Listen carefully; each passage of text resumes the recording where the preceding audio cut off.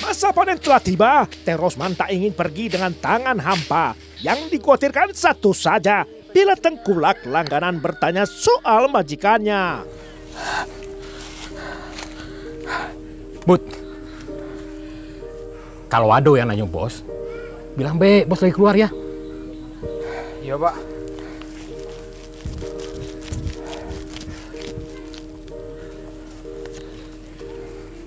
Ya udah.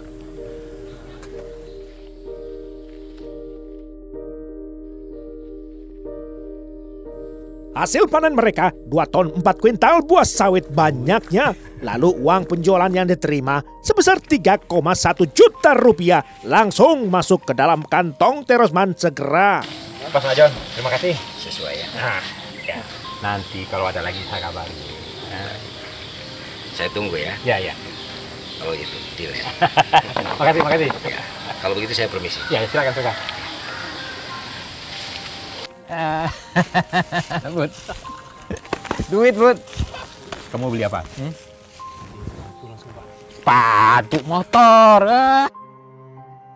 Keesokan harinya, Terosman dan Rudi pulang kampung menunggang sepeda motor milik Dasrullah via Sungai Rengas, Kecamatan Marosebo Ulu, Kabupaten Batanghari, Jambi. Mereka melanjutkan perjalanan menuju Nagari Tabek, Kecamatan Priangan, Kabupaten Tanah Datar, Sumatera Barat. Siapa yang menyangka seorang buruh tani bisa berbuat sedemikian keji? Sementara 1 bulan lebih, istri dan anak Dasrullah terkurung misteri. Di manakah Dasrullah kini?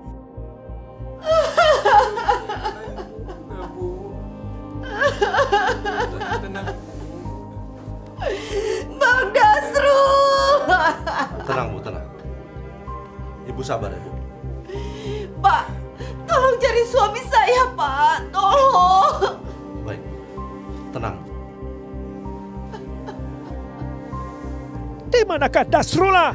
Sejak hari Sabtu 4 November 2017, ia menghilang seperti ditelan bumi saja. Sementara keluarga sudah mencari kemana-mana, namun hasilnya selalu sia-sia. Istri Dasrullah, Linda Atriani, beserta anaknya begitu tersiksa. Dihantui oleh bayangan rupa-rupa petaka menimpasi kepala keluarga. Walau miskin harapan, polisi tetap membantu pencarian. Jadi hanya itu yang kamu tahu. Bahwa kamu pernah di SMS sama Dasrul. Dan dia minta dikirim uang. Dia bilang begitu. Apa dia tidak cerita keberadaannya?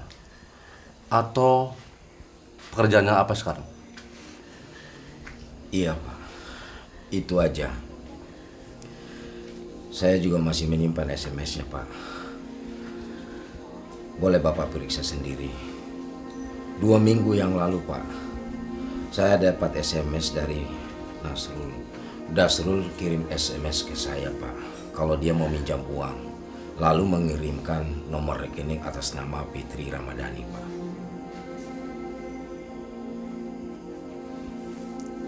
Ini, Pak.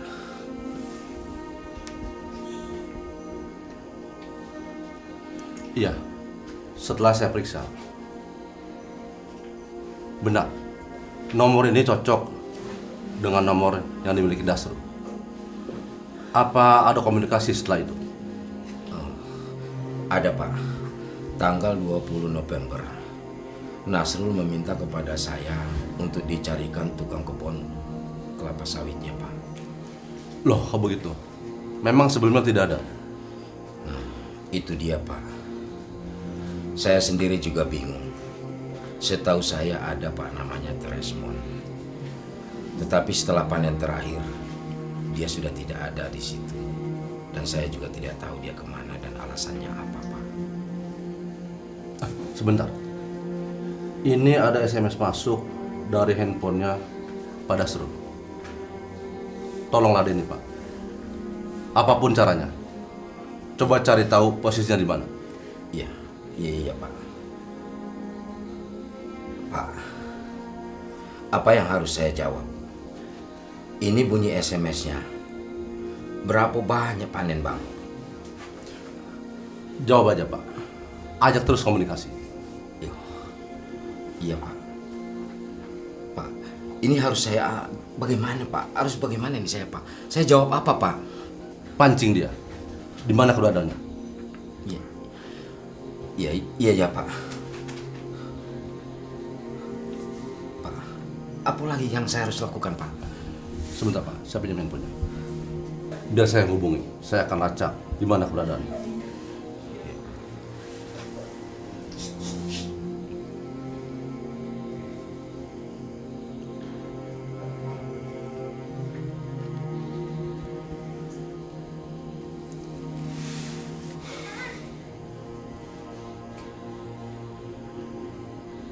Gimana, Pak? Tidak ada jawaban.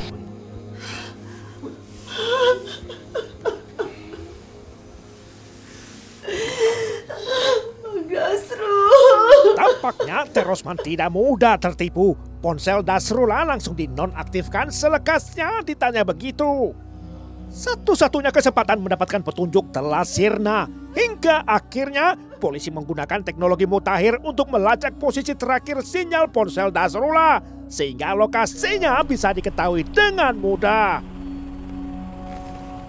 Atas dasar apa Bapak membunuh bos Bapak? Dia sering menghina saya, Pak. Dengan cara apa Bapak membunuhnya? Saya pakai golok, Pak.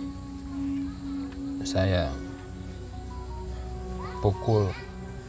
Kira-kira hampir sepekan setelah jenazah Dasrullah ditemukan, terkuaklah misteri peristiwa pembunuhan. Lantas nama Terosman menjadi target kepolisian.